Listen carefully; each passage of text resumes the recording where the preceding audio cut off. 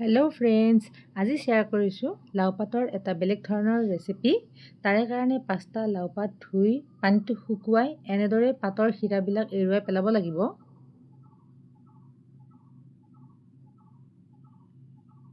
দুমুঠি তিয়াই ৰখা মচুৰ দাইল মিক্সিৰ বাতিটোত এনেদৰে দি কেইটামান নহৰু, 3টা জলকীয়া, অকণমান নিমখ, এচামুচ পিঠাগুড়ি দি ভালদৰে গ্ৰাইণ্ড কৰি ল'ম। জলকীয়াটো আপোনালোকৰ সোৱাদ অনুযায়ী লৈ ল'ব, কাৰণ এই ৰেচিপিটোত অকণমান জলকীয়া হ'লে খাই ভাল লাগিব। এতিয়া পাতকেইটাত মই এনেদৰে দাইলখিনি সানি লৈছোঁ।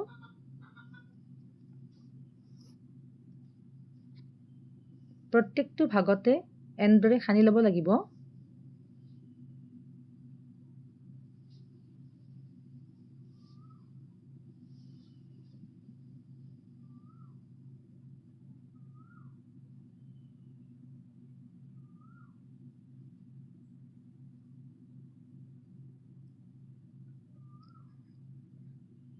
এখন টাৱা বা কেৰাহীত এনেদৰে অকণমান তেল দি ল'ব লাগিব।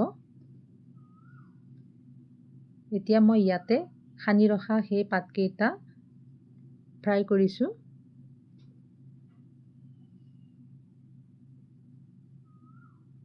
পাতকেইটা ইলুটি সিলুটিকৈ ভালদৰে মই ফ্ৰাই কৰি লৈ লৈছোঁ।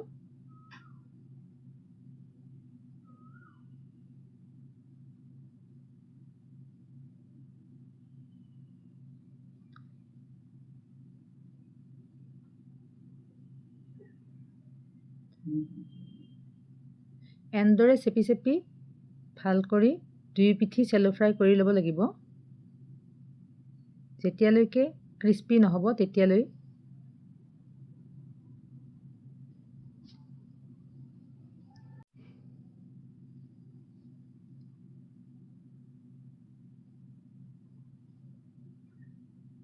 বাছ, তেতিয়াহ'লে ৰেডি লাও পাতৰ এই ৰেচিপি।